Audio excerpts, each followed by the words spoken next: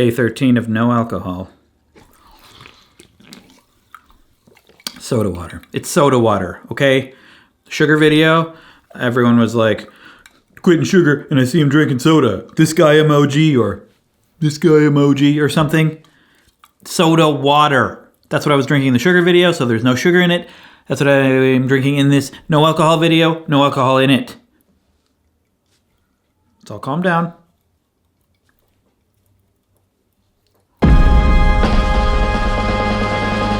Day 13 of no alcohol. And let me tell you, it has been a little bit of an adventure. At first, it was kind of, I felt a little better at first. Like, yeah, cool, no alcohol. It's weird getting over, because I probably had alcohol every day. I'd probably have a little, like a little to a lot every day. And getting over the habit is one issue. But then, like, I don't know, 3 or 4 days in, I started to get really tired, like really fatigued, like throughout the day. Low energy. I thought I was going to get more energy. I feel like I was getting less energy. And doing some research, found out that that's very common for people who quit drinking alcohol, because your body's going through a lot of changes. I didn't think I was drinking a whole lot, but thinking back, I was probably drinking more than I don't know where you'd put me on the spectrum, but I definitely could have stood to drink less. And so I got tired, just felt crappy, unmotivated. It also doesn't help that it's the weather right now outside is this. So I'm not really going for runs right now because, well, you can't see. Oh, I don't have the auto ISO on right now. Apologies. The weather outside is that. So not really going for runs right now and not really exercising as much. And I'm feeling it could be lack of vitamin D because I'm not going outside as much, but it's probably also the lack of alcohol. And for a while there, I'm like, man, this is hard. I don't like it. And then probably a couple days ago, I started to feel better. And I started sleeping better, a little better. I'm still not, my sleep problems are still there, but better, a little better. In the past couple days, I feel like I might have a little more energy than I had, but when I wasn't drinking. I think I'm getting over the hump, and it's starting to feel real good. And I'm drinking soda water, and I'm drinking non-alcoholic beer. I'm finding some that I kind of like, and I really do think a lot of it is just the ritual, just the habit of wanting to consume something. But I don't want to consume soda. I don't want to drink a lot of sugar. So I go to non-alcoholic beer because there's like, what else? What's the equivalent? Because you look up like fun non-alcoholic drinks, and they're all really sugary. They're like smoothies or just like a sugar bomb, or just like a light like soda water with lemon or lime. That's pretty nice. Maybe with like a little sugar, like a little just refreshing drink is nice. But none of that fills the void of like a beer or an actual like whiskey cocktail to me, like flavor wise, I'm talking, not just alcohol content. There's something specific about the flavor of an alcoholic drink that nothing else really fills for me. Non-alcoholic beer comes a little close. It's like a weird sort of savory drink. So that's what I've been drinking, and it's fine. And honestly, it isn't that hard to avoid alcohol. The hard part was just how low energy I felt, how fatigued I felt at first. Now that I'm over that, I don't think it's that hard. As long as I have like soda water or something else to drink, because I just like holding a drink and drinking it. Habit, I guess. I don't know what that says about me. But it's not, otherwise it's not that hard. And I am thinking by the end of the month, hopefully I'm going to continue. I'll probably drink occasionally. But but I'm going to continue not drinking. Hopefully, we'll see how I feel by the end of the month. Assuming I'm going to feel it's going to get better than it is now. Like I'm going to feel even better. And then there's this thing called, I was reading about it, there's this thing called the pink cloud. When you're a heavy drinker, maybe not that heavy of a drinker. I don't know how heavy of a drinker you have to be. But when you quit alcohol, it's hard at first, and then you hit what they call the pink cloud, which is you feel amazing, like euphoria. It's like so much energy, like the most energy of your life. And that lasts for a little while. And that's not necessarily a good thing because it sets up a false expectation that that's how you're always going to feel. And then that goes away. And then it's like, oh man, I wish it were like the pink cloud. But it's not anymore. I don't feel like I've hit a pink cloud right now. Maybe I will, maybe I won't. My hope, though, is by the end of the month, I feel good, have full energy. And if I do, I'm gonna continue. I will occasionally have a little, probably. But mostly, I want to continue doing this because it's not that hard. And the way my lifestyle is now compared to what it was in my 20s, I'm almost 40 now. Geez. My 20s and early 30s, first half of 30s, my lifestyle is very different now. I'm getting up at the same time every day, or like around 6 or 7 every day, because that's when our daughter wakes up. And it doesn't matter how late I stay out, I get up at that time. And I'm living in a place now where I don't have a lot of friends who have a nightlife. There's no real reason I don't really feel a reason to have a nightlife that much right now. So why not feel as good as I can during the day? You know? So that's where I'm at right now. So I'm going to continue, and I feel more productive, and I feel like this is going to improve. It's going to help the work I'm doing. New video came out a couple days ago, by the way, about going to bed at 7 p.m. I'm really happy with how it turned out. A lot of you seem to be very happy with how it turned out. If you haven't checked it out, there's a link somewhere for it, around my head or down there or somewhere. But I'm gonna try to continue.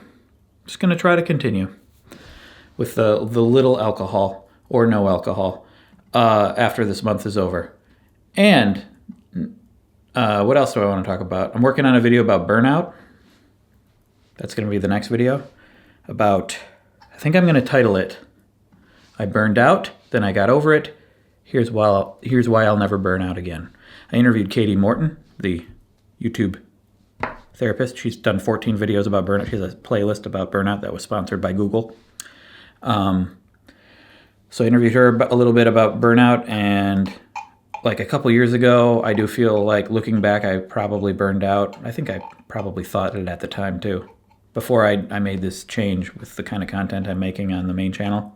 By the way, this is not my main channel. I think some people who watch this don't realize that I have another channel called Wheezy Waiter. This is WheezyNews. This is my second channel. I do videos every Monday on this channel, and I do videos every weekday for patrons on Patreon on this channel. Well, it's unlisted on this channel, but I just do this sort of off the cuff talky talk every Monday. This is not the thing that happens on the main channel. The main channel also talky talk, but it's much more thought out, much more edited, written. I work on for weeks. Each video, at least a week. So that's the main channel. Anyway, a couple years ago, I made a change on that channel. I was doing videos every weekday, sometimes 3 times a week. I was just doing a lot more stuff on that main channel, and it was much more about output. It was much more about just as many jokes as possible and not really anything else. It wasn't really about anything specific. Each video had kind of a theme or a topic, but it wasn't really like about anything but jokes to me. And at some point after 1,500 of those videos, after 10 years, 11 years of that, I felt like I was a little burnt out by it. So I changed it and discovered why I burned out, I think, was just a sense of loss of meaning in what I was doing. Katie Morton talks about burnout as basically you're doing work the work you're doing no longer gives you the reward. Like there's an imbalance with work and reward. And my reward must have been that the reward I was looking for was meaning in what I was doing. And I lost it eventually on the main channel. And then I found it again. And now I don't think I'll ever burn out again because I'm much more militantly making sure everything I do has a meaning and a purpose for me and usually for the audience, hopefully, ideally. So there you go. That's my next video, Burnout, on the main channel. It's basically what I just said to you is basically what I will say in that video, but it'll hopefully be a little more structured and thought out and, I don't know, entertaining and funny. And I don't know. We'll see. I'm going to try to make it as good as I can. And then we're doing We're doing meal planning right now also. Apparently that's changed Chyna's life. Is Chyna walking around back there? I think she is. I think she's worried that I'm recording, which I am. Anyway, we're doing meal planning, and she says it's like the best thing ever. She's the one who does most of the cooking, so it doesn't affect me as much. I'm getting really good food out of the deal, which is nice. Got a new lens. That's other news. I got little notes over here about what to talk about. Got a new lens. To me, this is exciting. To techies out there, it might be exciting. It is an RF lens that goes on my Canon R EOS R. Hey, I'm recording for WheezyNews. Hi, WheezyNews. How's meal planning helping you? Oh God, it's so good. It's so good. Yeah, it's relieves a lot of stress. I didn't. Ada and I were out this morning, and I probably normally would have been like, oh, it's almost lunchtime. I'm gonna have to like figure something out when I get home. Let's just get something while we're out. But instead, I was like, we got this left over. We got this. We got this. Like I knew exactly what we had. It was gonna be easy. So we are prepared. We have less food waste probably because we're less food waste. Yeah. Less stress around what we're going to eat and when we're going to eat. Definitely, I would say saving us money because we're going to the grocery store less often, and that limits the opportunity for impulse purchases. Especially, I'm going to the grocery store way less often, and I am the impulse purchaser. Yeah, for sure. Yeah, and also like getting less food out and about. Yeah. Because I already know that we got food at home. Yeah. Also, scarfly speaking, you're killing it right now. Hey, thank you. Got a lot of scarf going on. I have to go see if I can have my eyeballs lasered. Okay. Here's this baby monitor. Yeah. That's my New Year's resolution, 2020 and 2020. Oh, you were out of focus this whole time, by the way. Now you're in focus. Hey. Bye. Silent autofocus on my new lens. Hey, it's pretty good. I didn't even hear it. Yeah, see? Silent autofocus. It's got good baby monitor going on. It's got good stability. It's got like my old lens, really old. My old like telephoto-y lens that you could zoom in a lot is really old, and it had a stability. You could put stabilization on it so it wouldn't be so shaky when you move, but it made noise.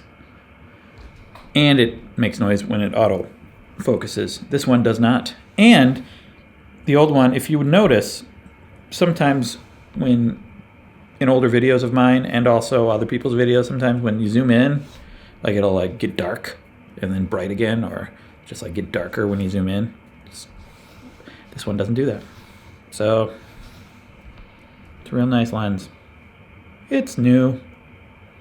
How are you? Happy Monday. I do these kind of videos every single weekday on Patreon. If you want to click on that, and click subscribe for more Monday videos. Main channel video will be up on the screen here. Playlist of Wheezy Mondays. Cheers.